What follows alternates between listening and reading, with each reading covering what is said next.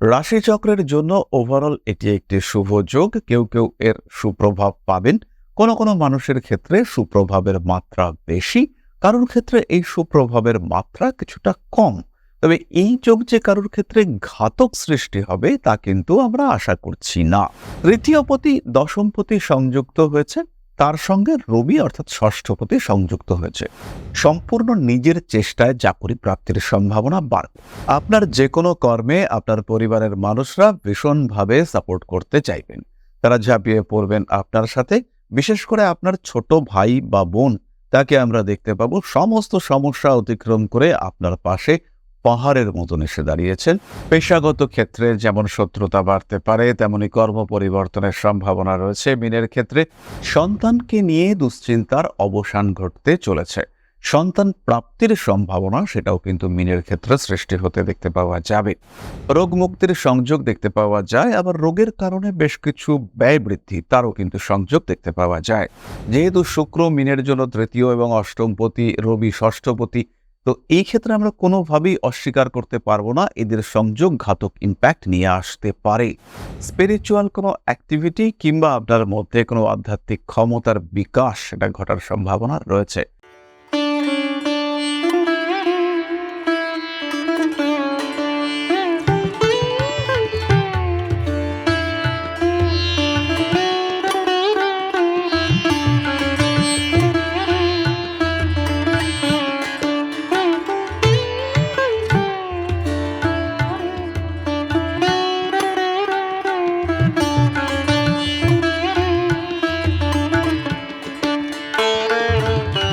নমস্কার, Rishibani institute of Vedic অ্যাস্ট্রোলজির পক্ষ থেকে স্বাগত জানাই আজকের জ্যোতিষ আলোচনায়। আমি শান্তনু আপনাদের সঙ্গে। আলোচ্য বিষয় শুক্র বৃহস্পতি মহাসংযোগ বৃষ রাশিতে ঘটতে চলেছে। এই সংযোগ এটা আমরা ইতিমধ্যেই বিভিন্ন ভিডিওর মাধ্যমে জানতে পেরেছি। 19শে মে থেকে শুরু করে 12ই জুন পর্যন্ত এই সংযোগ দেখতে পাওয়া যাবে। অর্থাৎ বৃষ রাশিতে শুক্র থাকাকালীন এই যোগের ইম্প্যাক্ট আমরা পাবো। মূলত কৃতিকা নক্ষত্রেই এই যোগের ম্যাক্সিমাম ইম্প্যাক্ট দেখতে পাওয়া যাবে। তাই যোগ সৃষ্টি হওয়ার প্রথম কদিন যতটা এফেক্টিভ, যতটা ইম্পর্টেন্ট, ততটা কিন্তু পরবর্তী দিনগুলি নয়। তাই কাজে লাগাতে হবে, মাথা ঠান্ডা করে পরিকল্পনা করতে হবে। রাশিচক্রের জন্য ওভারঅল এটি একটি শুভ যোগ। কেউ কেউ এর সুপ্রভাব পাবেন। কোনো মানুষের ক্ষেত্রে সুপ্রভাবের মাত্রা বেশি, কারোর ক্ষেত্রে এই সুপ্রভাবের মাত্রা কিছুটা কম। তবে এই যোগ যে কারোর ক্ষেত্রে ঘাতক সৃষ্টি হবে তা কিন্তু আমরা আশা করছি না, কিংবা এই যোগে যে কারোর ক্ষতি হবে, চরম সমস্যা সৃষ্টি হবে তা কিন্তু আশা করা উচিত নয় বা আশা করা যাচ্ছে না। এবার ডিপেন্ড করবে আপনার দশার উপরে। দশা যদি অত্যন্ত ঘাতক কোনো দশা চলে, এদিকে অষ্টমপতি শুক্র, তার সঙ্গে লগ্নপতির সম্পর্ক সৃষ্টি হয়েছে, এখানে সমস্যা সৃষ্টি হতে পারে। 6-8-1 এই যে কম্বিনেশন সৃষ্টি হচ্ছে, অর্থাৎ রবি শুক্র এবং বৃহস্পতি সম্পর্ক সৃষ্টি হচ্ছে, এটা কিছুটা ডিস্টার্ব হতে পারে যদি আপনার দশা ভীষণ খারাপ হয়। তবে এই ক্ষেত্রে এটা খেয়াল রাখতে হবে যে শুক্র বৃহস্পতি উভয়ই নৈসর্গিক দিক থেকে শুভ গ্রহ, এবং যে কম্বিনেশন এরা সৃষ্টি করছে এটা একটা বলবান কম্বিনেশন। তাই সাধারণভাবে মানুষের জীবনে কিছু না কিছু ভালো হবে, এটা আমরা এক্সপেক্ট করতে পারি। আজকে আমরা আলোচনা করব মীন রাশির সম্পর্কে, এবং মীন রাশি বা লগ্নের জাতক বা জাতিকা তারা এই বৃহস্পতি শুক্র জ্যোতির কারণে কতটা এফেক্টেড হবেন কিংবা কতটা উন্নতি করতে পারবেন, সেটা আমরা আলোচনা করবার চেষ্টা করব।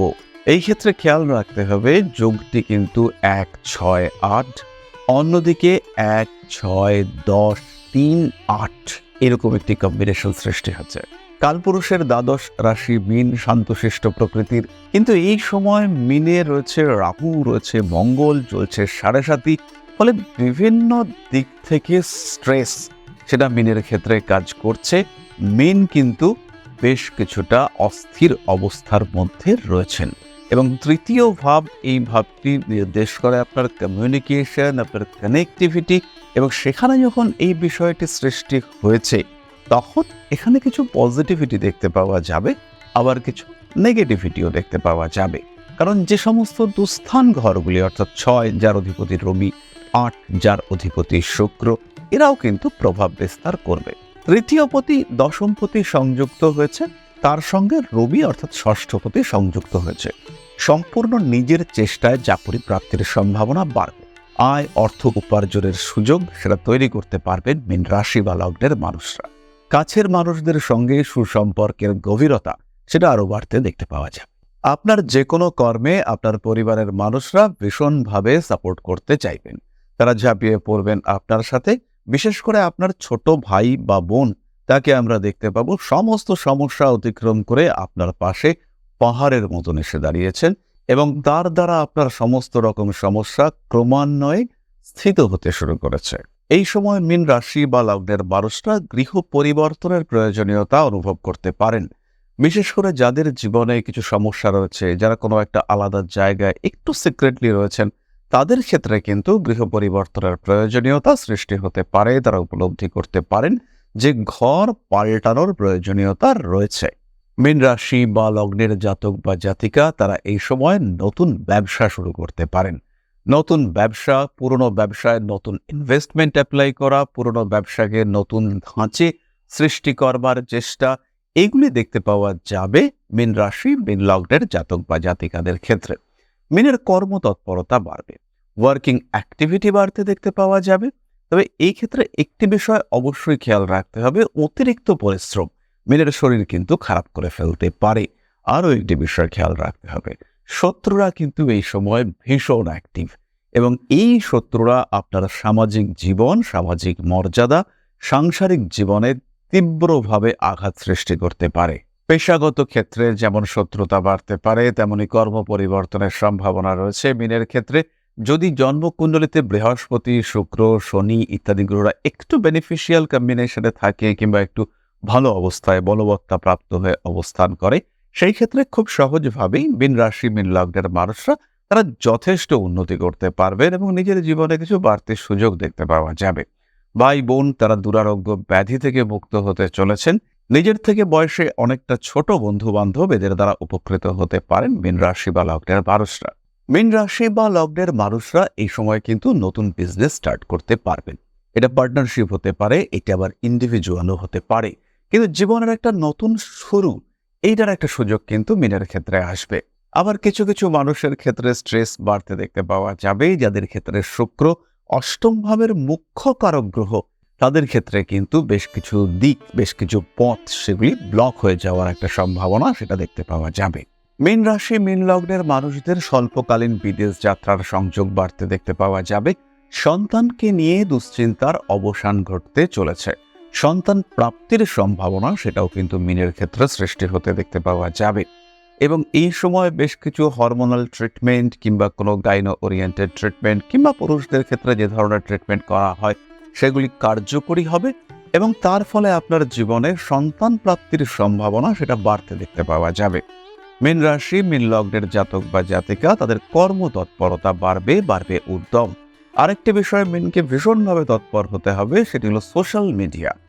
মীন রাশি বা লগ্নের বহু মানুষ আছেন, তারা সোশ্যাল মিডিয়াতে ভীষণভাবে কাজকর্ম করেন, সোশ্যাল মিডিয়ায় যোগাযোগ করেন তারা এবং সোশ্যাল মিডিয়ার উপরে বেস করে তাদের জীবন এগিয়ে চলেছে। সোশ্যাল মিডিয়ার উপরে ভরসা করেই আলটিমেটলি তারা আছেন।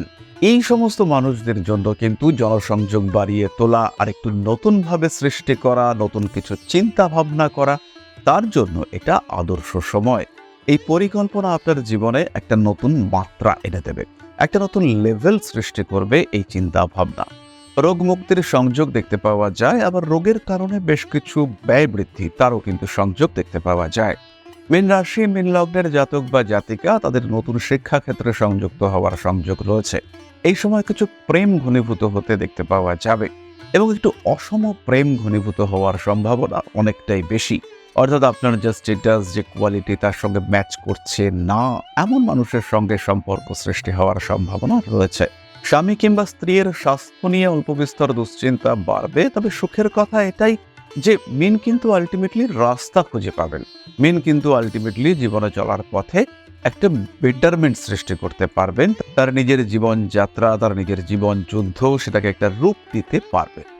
এখানে আসতেই পারে কোনো দিক থেকে ব্যর্থতা, আসতেই পারে কোনো দিক থেকে সাফল্যের ঘাটতি, কিন্তু এই সমস্ত সাফল্যের ঘাটতি বা ব্যর্থতা সেখান থেকে মীন কিন্তু অর্জন করবেন জ্ঞান এবং শিক্ষা। ফলে মিনের আগামী দিন বেটার হতে চলেছে, যার সূত্রপাত এই সময় থেকে হবে।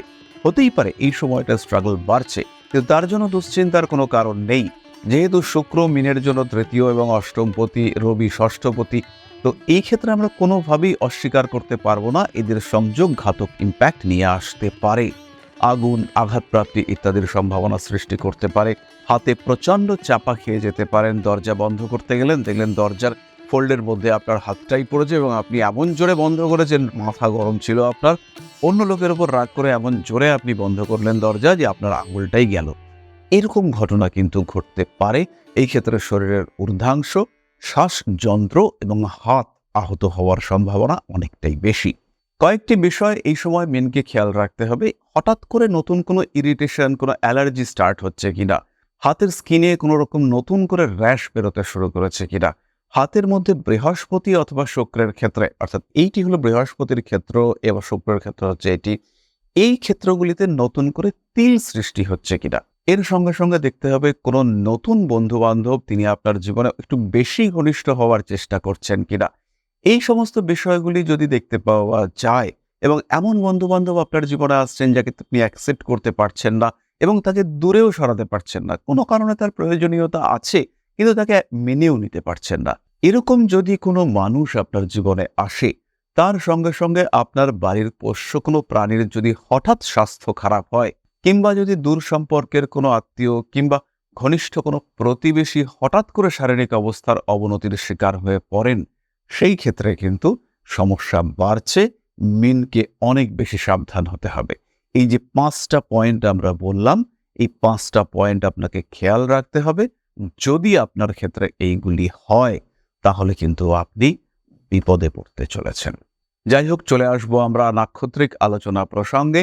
পূর্ব ভাদ্রপদ নক্ষত্রের জাতক বা জাতিকাদের রয়েছে অর্থপ্রাপ্তির সম্ভাবনা, যোগাযোগ বাড়তে দেখতে পাওয়া যাবে। নতুন কানেক্টিভিটির মাধ্যমে পূর্ব ভাদ্রপদ নিজের জায়গা তৈরি করতে পারবেন। স্পেশালি যারা স্বনিযুক্তি পেশায় রয়েছেন, যারা এন্টারপ্রেনার, তাদের ক্ষেত্রে উন্নতির মাত্রা অনেক অনেক বেশি।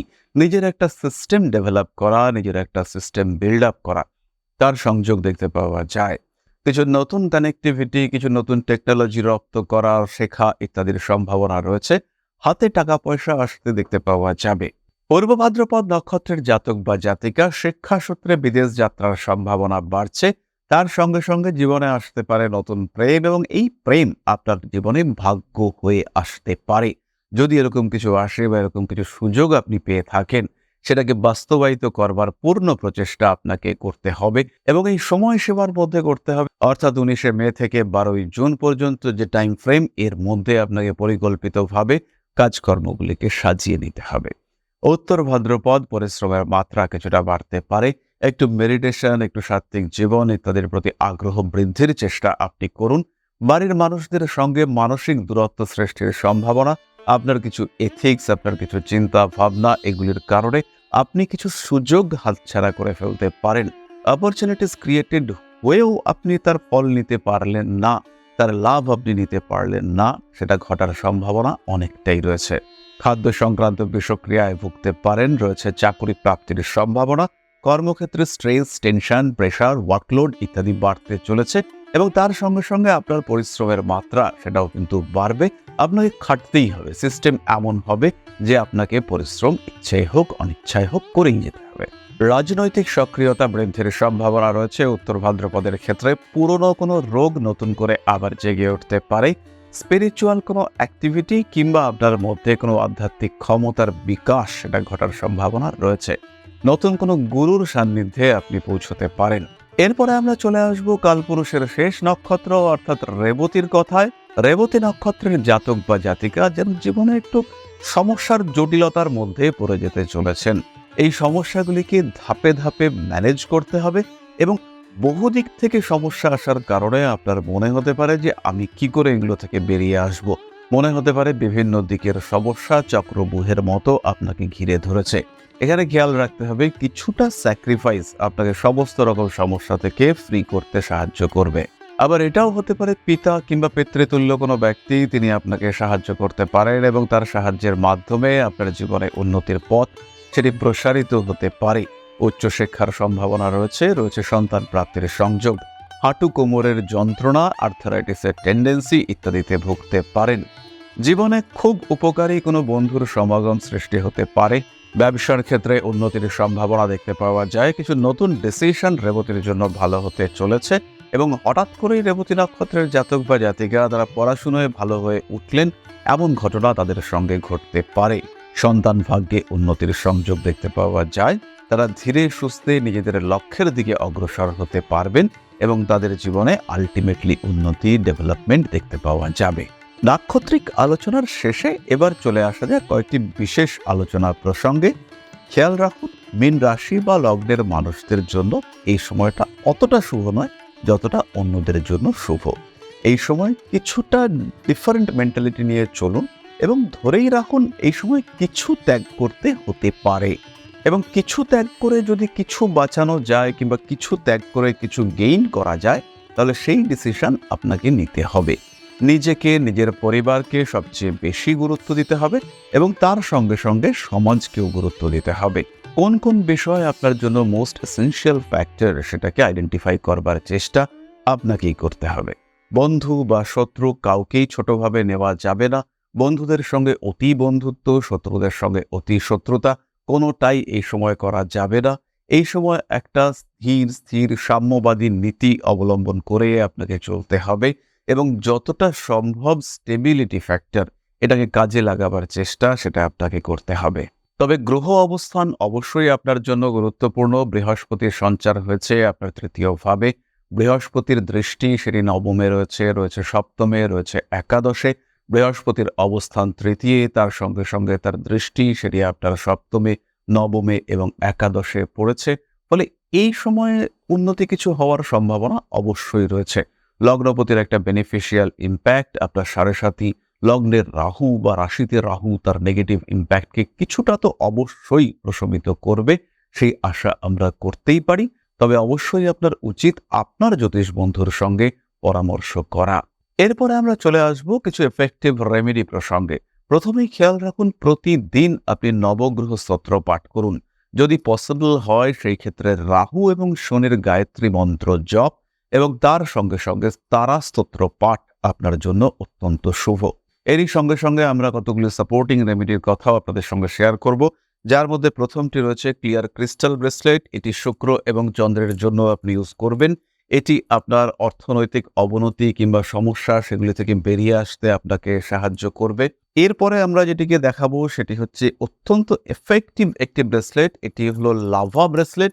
সমস্ত রকম নেগেটিভ এনার্জির ইম্প্যাক্টকে আপনার থেকে দূরে করবে এবং এই যে নেগেটিভ এনার্জিগুলি আপনাকে ডিস্টার্ব করবার জন্য তৈরি হয়েছে তাদেরকে একটু বাইপাস করিয়ে দেওয়া, তাদের এফেক্ট, তাদের ইম্প্যাক্ট যেন সরাসরি আপনার উপরে না পড়ে তার একটা চেষ্টা সেটি কিন্তু দেখতে পাওয়া যাবে। আলটিমেটলি এই দুটি ব্রেসলেট আপনাকে যথেষ্ট সুফল দেবে এবং জীবনের বিভিন্ন ডিস্টার্বড সিচুয়েশন থেকে আপনাকে বেরিয়ে আসতে সাহায্য করবে।